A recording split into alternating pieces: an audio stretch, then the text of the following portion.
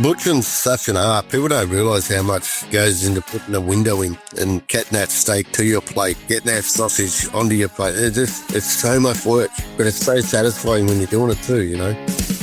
This is the Australian Butchers Guild podcast, brought to you by Meat and Livestock Australia, the podcast for passionate butchers. G'day, I'm Doug Piper and welcome to the Australian Butchers Guild podcast, where we celebrate the people, products, passion that define Australia's red meat industry.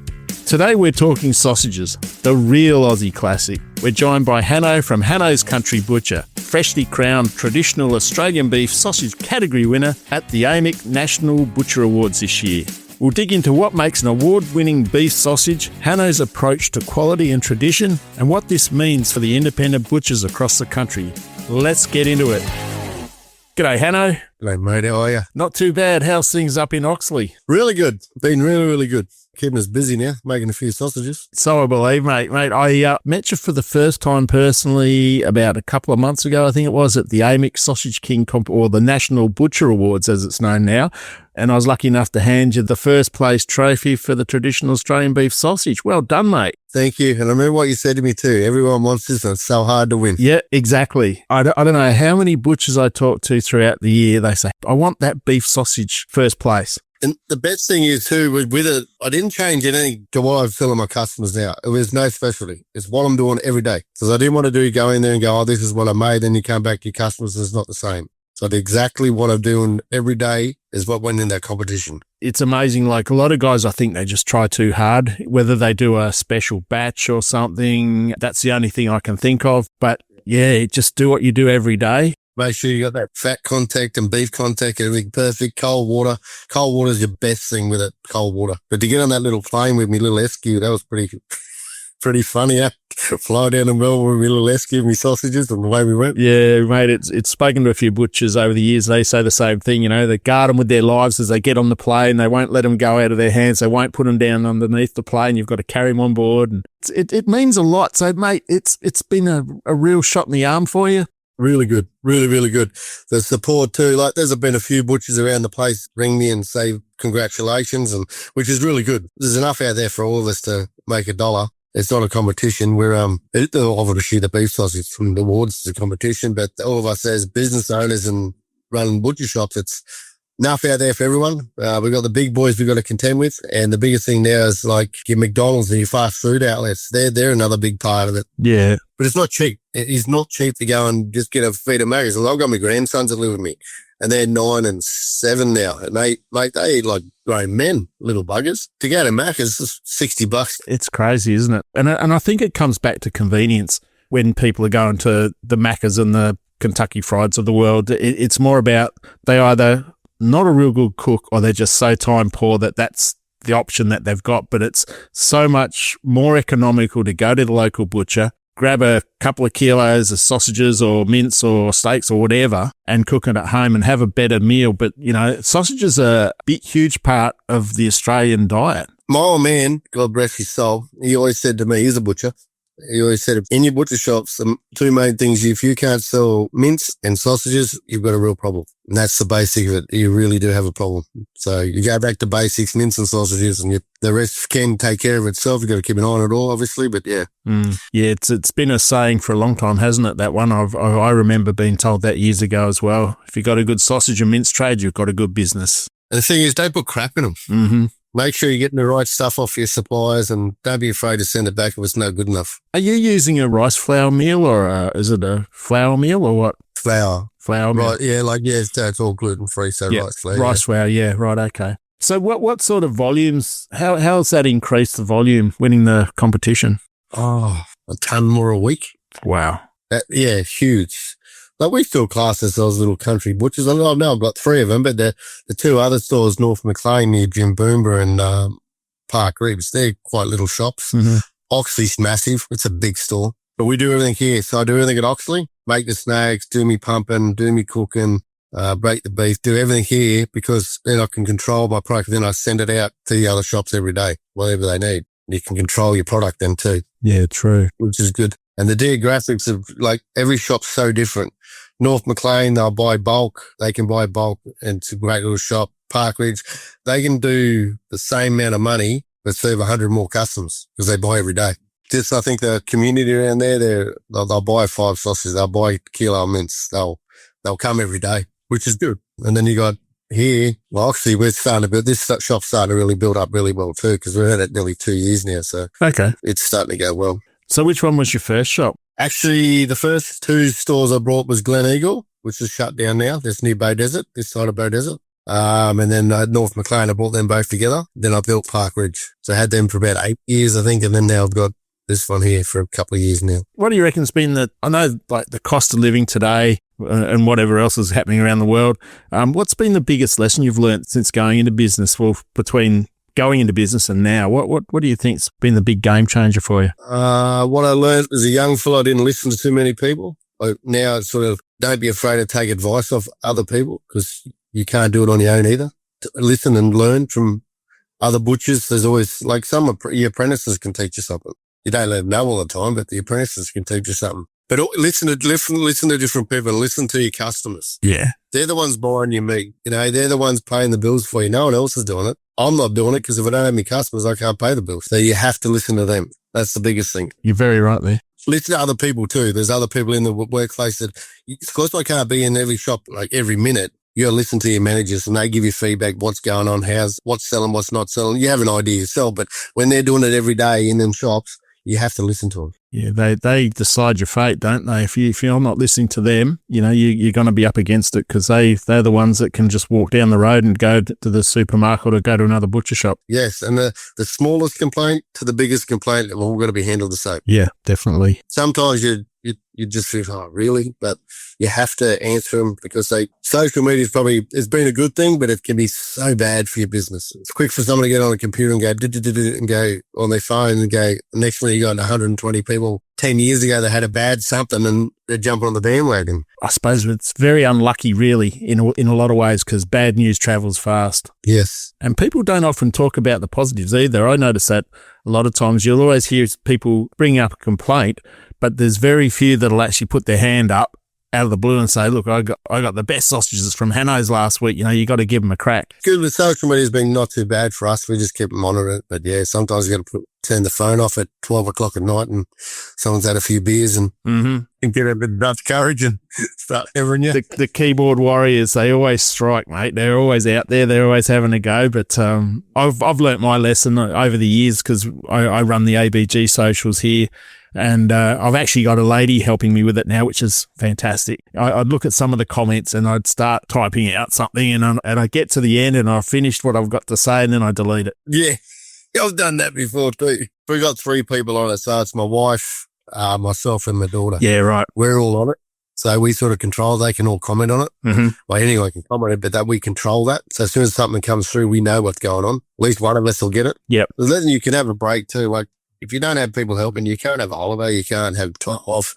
And now we got 22 staff or something. So you need a break. You do. You really do. And I'm raising my grandsons, so they're 9 and 7, so they're in our full care. So it's pretty full on at the moment at home. Wow, what a life you've got. Yeah, it's pretty busy. Mate, not wrong. A couple of little tackers like that running around again. I love them, but I wouldn't change it for the world. They're pretty good. They're going to be future employees of Hanno's Country Butcher? Well, I hope they're going to be lawyers or something. Yeah, right. I don't know. The oldest one's probably going to do something in footy because he loves his footy. Yeah, right. Yep. Rugby league. And the youngest one, he's just so switched on. He reads books. He's really, really switched on. Hey, mate, what do your customers generally buy when they come into your shop? I know you said they come in pretty regularly and they just sort of buy small amounts of bits and pieces, but are you selling a lot more value add or are you selling more traditional cuts of beef and lamb? At the moment, I'll be honest with you, it's right across the board. You got the ones that want that value add, but you still got the people that want that steak. And there's still a lot of people out there that have got pretty big families. They're buying their whole rumps. They're buying the whole porterhouses. It's just right across the board at the moment. We're finding it. Like, we've had a couple of long weekends on that too. But yeah, like even Labor Day, we actually open Labor Day because everything shuts and it's really hard for us with Monday to put the window back in because we pull the window out every Sunday to clean everything. And if you don't get it back in Monday, the week just becomes so hard. So we opened on Monday and it was absolutely like a ripping day. No Coles or Woolies open. They were there. They come out of the woodwork, I tell you. So it's worthwhile doing. My boys get it, they get paid for it, but yeah, they rather do it too because they know how hard it can be with the week if you don't get that window back in, trying to get it all done the next day. Yeah. I noticed years ago when a lot of butchers were only sort of doing like 5.5 days trade. Bring those days back. Oh, yeah, definitely. And a lot of butchers sort of held off opening up on Sundays. They didn't want to do it because, they want to have a life as well. They are entitled to have a life and so are their staff. But at the end of the day, a lot of them had to open up and they found that to be one of the best trading days of the week. Friday, Saturday, Sunday are my best. Yeah. And you can't, now if I shut Sundays, oh my God, you'd nearly go bankrupt. Yeah, wow. Like, it's hard on your staff too, and it's hard to manage your staff and having with the 3 shops all open. Doing rosters, it does my head in sometimes. And then you get one sick or this sick and then holidays and you got to cover this and cover that, but then you got to be tight on your wages too. Because if your wage bill's too high, obviously something's not working somewhere. You got to make sure it's right. The worst thing I've noticed over the years, I did my apprenticeship in Lismore doing 5.5 days. The marriage breakouts weren't as big. It seemed they're having family days. So now we've gone that 7 days. Everyone's chasing that dollar because of the cost of living now, even to get into a house, with the interest rate rise, that's going to put so much pressure. The next month for us, we're going to have to be really careful what we're doing and how we're doing it because we just don't know what's going to happen. Are they going to keep coming? Are they going to tighten their belts right up? Because they could put $90 a week on your mortgage or a month on their mortgage with the interest rate run. And that's huge. People are already doing 7 days a week, 2 jobs. It's so sad for families. And back to where with Lismore, when they had that 5.5 days, families weren't breaking up. They were having that family time. Times are a lot different, obviously. But even rent for the rent this place and the other 3 shops, you nearly have to open that 7 days just to cover your rent. Yeah. Are you sort of semi-rural where you are or? Oxley isn't. North Maclean is. Yep. Park Ridge is. Right, okay. So I think Park Ridge, they still think themselves as a country, but it's pretty built up there now. Yeah. Well, where isn't these days? Are you breaking beef or are you using all carton meat these days? But bit of both. Bit of both, yeah? Bit of both. I went away from it for a little bit, but then I've gone back to doing butts and T-bones and all that because it's just couldn't get staff as well. I've had an ad going for the last month. It had no one even answer. Really? So I've just put apprentice on after apprentice. I got about 5 apprentices now. Oh, good.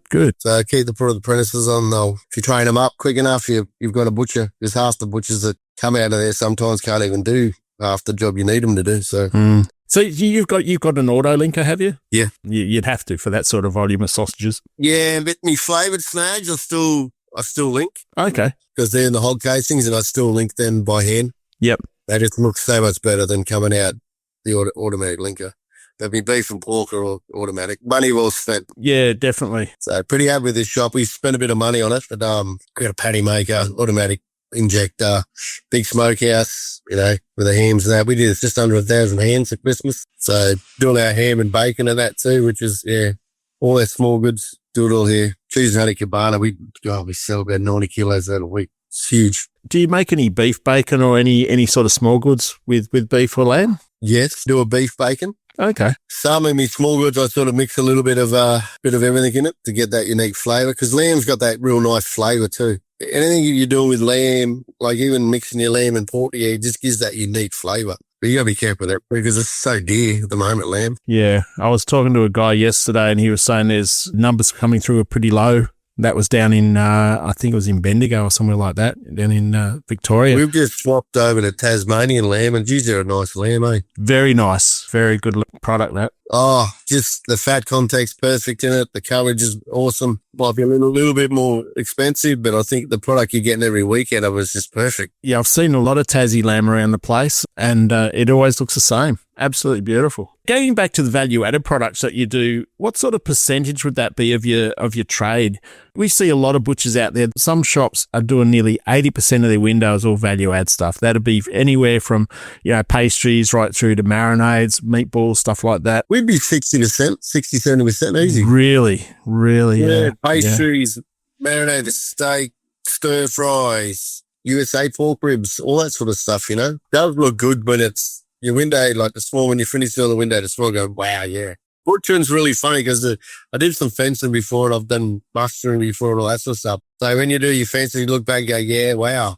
Sometimes when you finish the day of butchering, the only thing you get is what money you've done. Because you don't look at the product and go, yeah, because you don't want it looking that good at the end of the day because you you want to sell it. The satisfaction is not there sometimes. It's only the money in the till that you go, wow, we've done well, we've cleaned this, I've done that, like that. But when you do other jobs, it's like, yeah, well, I built that house, I built that fence, and see the end product. Yeah, there's a butcher down in, or a couple of butchers down in Noosa, and the butchers in Noosa, they run a really unique sort of style butcher shop there, whereas they won't sell from the window. They put a beautiful display in. They don't sell out of the window. They sell from underneath. So what they'll do, they'll obviously rotate their meat or they'll cut it fresh for you, but they very rarely will they touch the window. And which is very unique sort of way of butchery, because I think if it was any of my shops that I had, the customers say, I want that steak there. No, you can't have that, but I'll give you this one here. They'd walk out. Oh, yeah. You cut a good window and you know what you need to move before this one. And every butcher knows that. And they'll go, I'll have that front one yet. Exactly. As you curse and swear at them. It goes back to the old days, them old shopping centre days where you had that window and then they'd come into the shop, like, yeah, a display. And look at that. Then they come around the same products around this side and you wouldn't touch it. No. So different now. But even back in the days, and we had pull the window out every night. Yeah. Because there wasn't enclosed cabinets like they are now. Everything was open. Yeah, exactly. Yeah. We just had probably a cold plate, wouldn't it have been? Yeah, just the cold plate pulling out every day. One with the big tiers at the back and all this sort of stuff. Wow, imagine doing that, pulling these windows out. It was a pain in the butt. Oh, every night was same old. And the old pickles in its own cool room, like own refrigeration. Mm-hmm. Yeah, a couple of times, me being a smart ass as a clean-up kid, I ended up in one of them. Me too. I started in Adelaide many years ago, and there was like 7 or 8 butcher shops all in a row in this arcade, and they used to do a lot of spruiking and that, and main trading days were Friday, Saturday morning. We get 4 quarters in on a Monday, hinds in on a Tuesday, veal, lamb, and pork in on a Wednesday, Thursday sort of thing. So everything was prepped up. 2 butchers were cutting on Thursday. They were cutting all the trays to go into the window on the Saturday, Sunday. So that was it. My job was to hang the meat away in the cool room. So I was 15 and a half.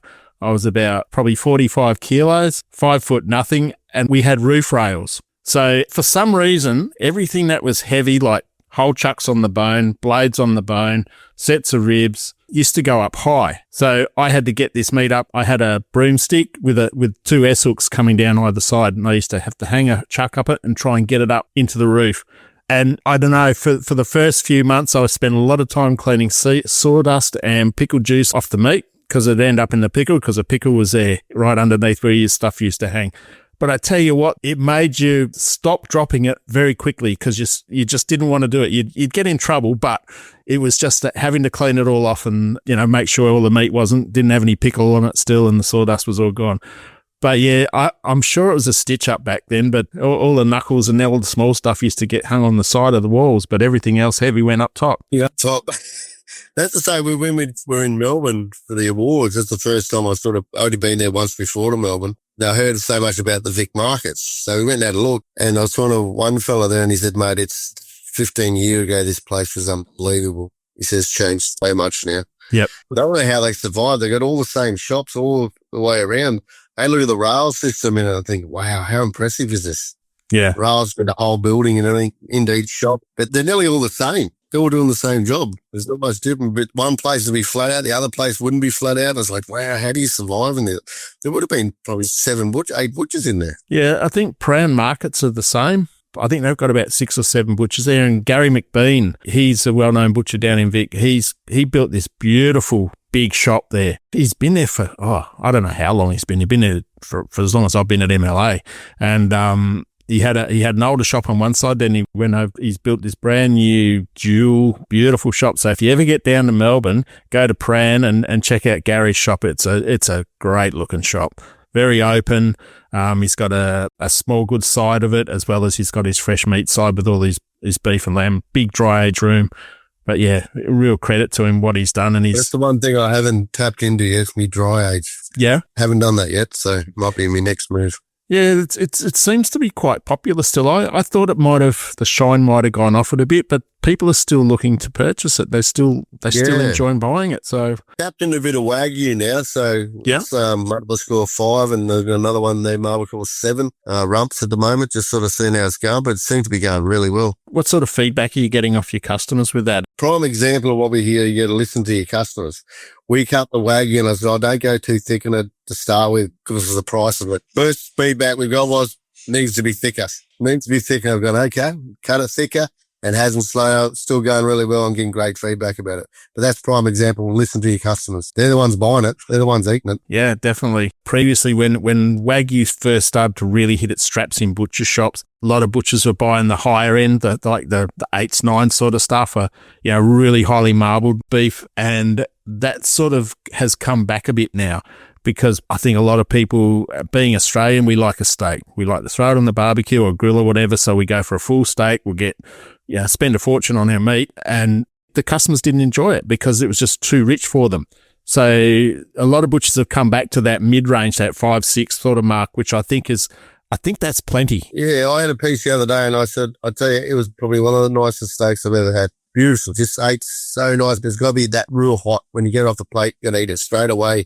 Because that fat contact in it, you can still, if it starts cooling down too much, you know about it. Yeah. You still can't beat a good, MSA rib fillet, but no, definitely not. You really can't. See, I got scared too when you start seeing the price of your Wagyu coming in. You think, oh, that's a lot of money. How have you found the graded product, the MSA graded beef? How have you found that over the years? When it first came out and with butchers were the only ones that meant to be able to use it, with the meat standards Australia and everything that they weren't going to put in the Woolworths or Coles and all that sort of stuff. And you had to be a member and all this sort of stuff to sell it and grade it. And yeah, it was fantastic. Now it seems like you've got to know what you're buying. Otherwise they can grade anything MSA. Honestly, some of the stuff coming through, they've graded at MSA. You think, how did that get through? But it's different brands, different products, knowing where you get it from too. And that's the biggest thing. I sort of gone like you go from your wholesalers. There's a lot of fellas out there doing a good job and there's a lot of fellas out there being real cowboys. You'll get one product one week, next product next week. It's totally different, but you want the same product. Most customers want the same product. It's a hard one to answer because it's a grading system. So it's actually an eating quality system. And the graders have to visually grade every carcass it goes through. So you've got however many plants out there that are grading. You've got however many graders that they have at each plant, which is normally only 1 or 2. And from there, they've got to, make sure they do the best job they can. And beef is a natural product. No 2 carcasses are going to be the same. You might get very lucky and get a couple that are the same, but no 2 are going to eat the same. So the grading system removes that doubt. It's pretty darn good most of the time when you think about it, but there's always going to be the odd one coming through or, the odd carton that's a little bit down in quality, I suppose, but it also depends on the day's aging, whether it suits a grill at 5 days or a grill at 28 days. That's what you've got to read that carton end panel, and that's what tells the story. And it does make a big difference what plant it comes from and what brand it comes from too. Huge difference. Oh, yeah. One of the chains in Sydney, they used to get a lot of their beef out of the Riverina area, and that plant shut down. And it was all graded. So then they started getting out of northern cattle in Queensland, and they noticed a huge difference in quality. It wasn't as good coming out of the Queensland area as what it was down south. And I don't know whether that's because there's the different breed genetics in the animals. Possibly, I'd say that's probably what it is.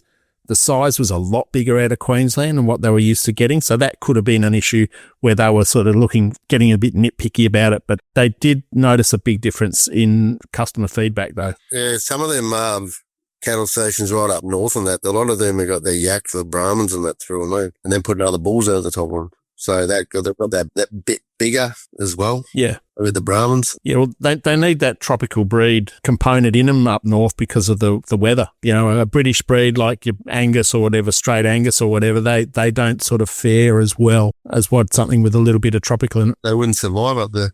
Gets pretty hot up there. I did 5 years, I think, at Dunbar Station. It was an eye-opener.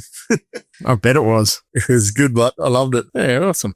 So, mate, what's going to happen with Hanno's Country Butchers over the next 5 or 6 years? What's the plans? Me and the daughter were talking a little while ago, and the wife, we would have might liked to branch out further, but then you get worried about staff, and like I'd like to go to New South Wales, even Cairns or something. So I'd branch out a bit further out. But then you get worried about staff and then controlling and everything and doing everything right. And that's the worrying factor. At the moment, I live in between both stores at Park Ridge and North Maclean, and I'm 20 minutes away from this store. Even on Anzac Day, we go to the shops, check all the cool rooms and make sure they're all working right. You got to do the run around and make sure everything's turned on still and the cabinets are still running, and to put faith in someone else to do that sometimes is a bit daunting. I'd like to do it, but at the moment, happy with 3. Yeah, I think with the current climate with labour, it's got better than what it was probably 5 or 6 years ago. We've seen a lot more apprentices coming through, with blokes like yourself keeping on putting new apprentices on every year. But the labour position has got a bit better. But there are areas out there where there's just like you said earlier, you've had an ad in there for a month and you haven't had one reply. Yeah, we sort of thought once the supermarkets had shut up all their butcher shops, we might get a little bit of interest out of some of the butchers that were working there. But yeah, we had a few come through. I think a lot of them have gone, actually stayed working for Woolworths and that. Yeah. They didn't leave the company. They've stayed in there and done something else. So. Yeah, a lot of them, I have a few mates who are working in supermarkets, and he's doing a store manager program, and then another mate went on to, I think he started doing the back dock sort of thing. So the option was there to stay on with the business, but there was quite a few that thought, I want to stay cutting meat. I really enjoy cutting meat. So then they went out into the independent channels, and a few of the butchers I've spoken to, they didn't know everything, but their cutting skills were really good, So if you've got a knife, if you can slice a piece of meat nicely, the rest of it can be massaged. You can teach them how to make sausages. You can teach them how to do all the little fine things, and it really improves the trade. That's what it does. Butchering's such an art. People don't realise how much goes into putting a window in and getting that steak to your plate, getting that sausage onto your plate. It's so much work, but it's so satisfying when you're doing it too, When you go to a barbecue and you take your meat and you get sort of worried about it, think, I hope it's going to be good, hope it's going to be good. And then everyone starts raving about it. You sort of pump your chest out and you go, yeah, that's my meat. That's good. They've bought it off you. But even the snags now, with the feedback we're getting back with the sausages is incredible. So I've got a couple of sporting companies now that doing their sausage sizzle and all that, and they've noticed that I haven't put my price up or anything. I sort of kept them the same, but they're noticing that what they get off me, they're not getting the big lump of fat in their barbecues catching on fire. Mate, what do you think butchers should be doing better? One thing. What do you reckon? Gee, that's a good question, eh? Maybe communicating a little bit more. I sort of stick to my own rails. Like, I don't venture out too much out of my own space. I'm busy with the family and everything like that. I think that's a lot with other butchers too. But sometimes it'd be nice. Remember when you used to do the butchers picnic years ago and all that sort of stuff, where you used to all get together and have a beer and play bowls or go golf or whatever, and it used to be good old yarn, and you'd catch up on, what are you doing? It's really, really good. You don't see that these days. No. If you've got a fellow out there that's on his own one shop, so I'm lucky, I've got 3 shops. If I've got something I can't get rid of one, I can push it to another shop. I know it's going to go there. If you're in one shop at a smaller shop, you have to be so on the ball with what you're doing, because you can go under just like that by making some really little decisions. And if you can talk to other fellas and go, hey, what do you think if I did this, and you knew his shop and you'd probably give him a handout and what you can do and what you can't do. I know it's their own business, but to have input from someone else, like I am blessed with the free, and you got to take some kahunas to do that too, because it's scary to go out with 3 shops. You're so many families you're feeding yourself. There's so many mouths that I'm feeding, but one shop, they've got to be really on the ball with what they're doing. They can come unstuck real fast. You might remember the old Red Meat Networking Club when that first started. A bloke called Gary McPherson. Gary and Glenn started off doing butcher tours up there I think they did one up far north Queensland somewhere. I think that was the first one. They got 20 butchers, chucked them on a bus and went and looked at butcher shops. And from there it sort of grew. So we used to have 2 of us in each state, and we used to run a lot of these tours. It was part of our KPIs. We had to do a couple of butcher tours a year. And they were just so valuable for butchers. You learn so much off people. You really do. And that's the biggest thing. You've got to be not pig-headed about it too. It's only going to benefit you if you listen, and sometimes if you go into a shop, fresh eyes, it changes everything. Like, I had a little break. I had a week off not long, about 2 weeks ago, with the school eyes till the kids just out there for a little caravan park out there. Had a ball, revived, relaxed, went some fishing with the boys, come back in, bang, I was fresh, and went to every shop and go, yep, let me park my shop. Not happy with that. I ripped the whole window out and changed it. It just didn't appeal to me. So ripped it out. It's fresh ice. And you get butchers coming in outside, don't be afraid to listen to them because they can see something you've got blinkers on sometimes because you're doing it every day. Listen to them. And that's the same as your managers. If they think I say to my boys, mate, if you want to try something, go for it. We'll give it a go. If it don't work, it don't work. It works. Well done. I'll take the credit for it. It's a big thing to what you said. You're dead right. A lot of butchers sit there and they don't really look at their window. They don't look at their business the right way. And having somebody coming in out of the blue and just sort of like it could be ticketing, it could be just dirty glass, could be a couple of lights out or whatever. It's those little things like that, those 1%ers that can really make a big difference to your business and how it looks and how you feel about your business too. Because, you walk out at the end of the night and you go, oh, geez, I've got to bloody change that light globe in the morning. I must remember to do that. And it might be like that for another couple of months because you're only looking at it at night. Reason I'm saying that is I did a little bit of time working for Franklin's Big Fresh when I got out of my butcher shop, and I got to be one of their managers and like meat managers. And we used to make the boys walk the window every morning. Everyone had their own sections. You had beef, lamb, chicken, pork, sausages, sections. So we had 5 or 6 butchers cutting their own section each morning. So after we finished, before we went to morning tea, we'd go out there and we'd walk the window. And I didn't pick it. I let the other guys pick the eyes out of each other's sort of area there that they put together. And it got to the stage where there was nothing you could pick on because they were so paranoid that the ticket wasn't straight or there wasn't, something was wrong. And it was a good thing because they became really good mates and they really enjoyed that rivalry of making sure that their section was better than the next. Yeah, I got a Mark that he's just come back from holidays today. He runs me North McLean store. Mate, he's been with me nearly 15 years. I was managing the stores before I brought these ones out here. I've got customers coming in there. I'll be standing there. Oh, can I just see the boss? And Mark's like, no worries. Yeah, Marky. They just love him and he's so particular. And we've got this big thing about the tickets. I cannot stand my tickets not standing up. They've got to be in line and that's so bad. The prime example of that, what you're saying about listening to people, we got really good friends, are very, very successful. They do the flooring. So about 6 months ago, we went and seen them, how they'd grown their business, the daughter, my wife and myself. And we just sat down, had a meeting with them, how they're growing their business, how they're doing this, because they've got really, really big. And they were talking about how we're doing things and all that sort of stuff. And they said, you're not going to grow because you're the problem. And looking at me, and I said, well, how's that? See, I'm a holder. I'll hold that. I'll do this. I'll do that and do that. So I'm not actually I'm working in the business and not on the business. And you got to be able to take that. I know you got to cut meat. You've got to keep an eye on everything. But if you can have good people around you and you take that step out of that shop and work on the business, not in the business, that's a huge thing too. But you got to be able to do that. And if I'm lucky that I got managers around me, then I can do that. So I start up North McLean, go there, Park Ridge, Oxley, work here, then I go back. Half the time I'm making more money on the phone talking to wholesalers and doing this than what I am actually working. And that's some people that have nothing to do with butcher shops. But the same of running a business is exactly the same. You got to take a step back and trust people too. That's a big thing, trust, and being able to work on your business, not in it. So that's a big thing. That's really good advice. That is really good advice for anybody out there who has a butcher shop or is going to go into or feels like they want to go into a butcher shop. Be prepared to do the hard yards, but set yourself up so you can step back